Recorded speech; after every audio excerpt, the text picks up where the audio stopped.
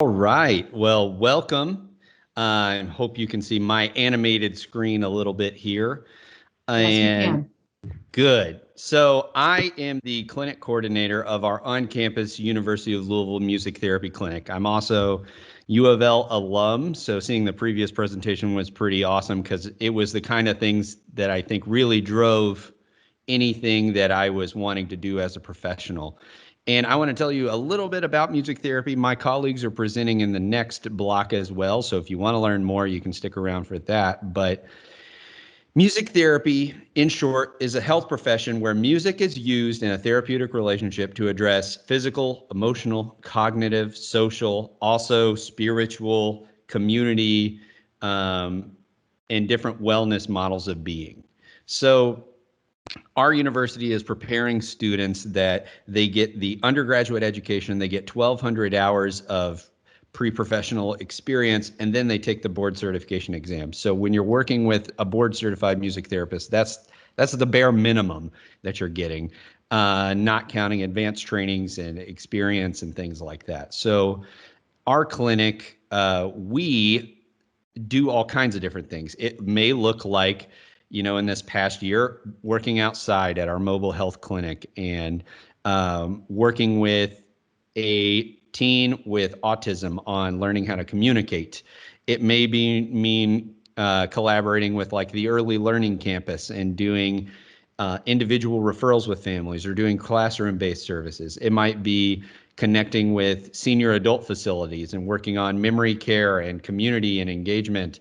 It might be working with the Down syndrome of Louisville, creating an opportunity that they got to put on a whole production for their whole family and everyone at DSL. They did a musical. Um, it can mean adapting instruments so that a child with some physical challenges is able to learn the electric guitar and rock out, or connecting.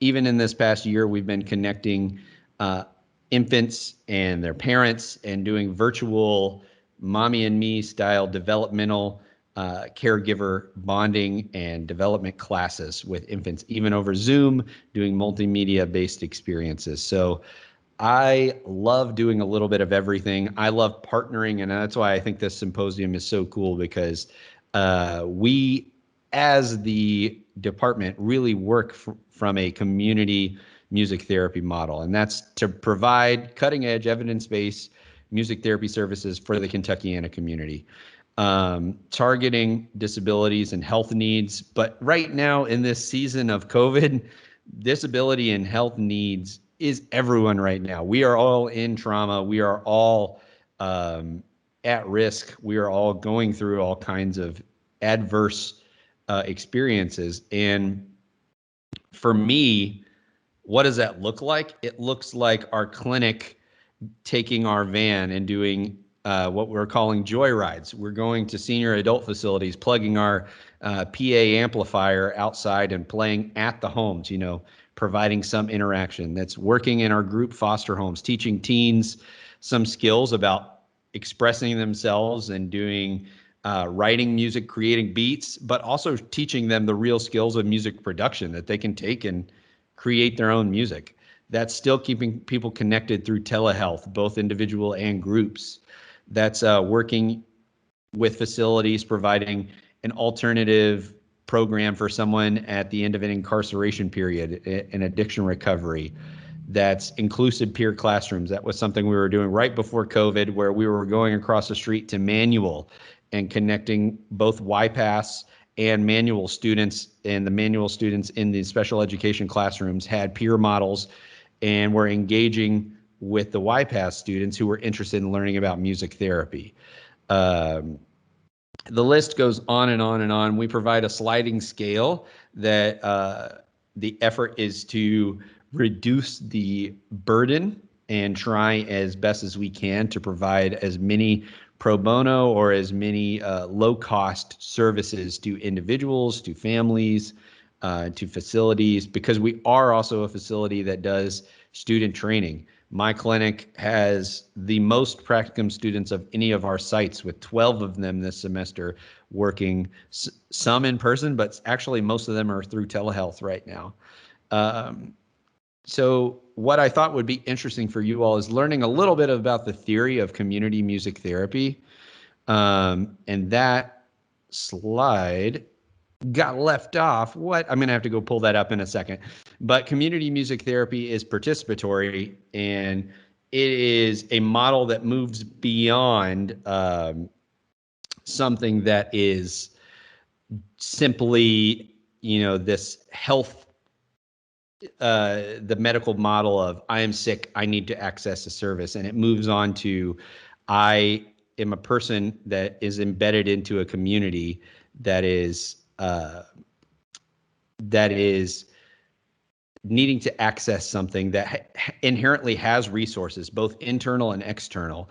And our role can be to do something to connect them to that. So in music therapy, that usually looks like playing music, improvising, recreating, composing, or receptive experiences. That could be discussing lyrics. It could be educational. So we're helping a child regain speech or learn speech for the first time, or um, help someone affected by a stroke to regain mobility. So it can be very medical focused, but my focus since starting a couple of years ago here has been how do we really make a difference in how music impacts the systems around us and shakes up things like group foster homes and creates a place where the staff and the residents are able to interact together and to do something that is artistic and everyone's at the same level. In music improvisation, there's vulnerability that comes into play of art and creativity and fun, and it's just a place where we can create a container for emotions and experience and expression where other beautiful things can come out of it. Yes, there are health outcomes that we want to address, but sometimes just the act of doing and being and uh, living in that moment is just, and the process is just as important as any outcome we could be chasing.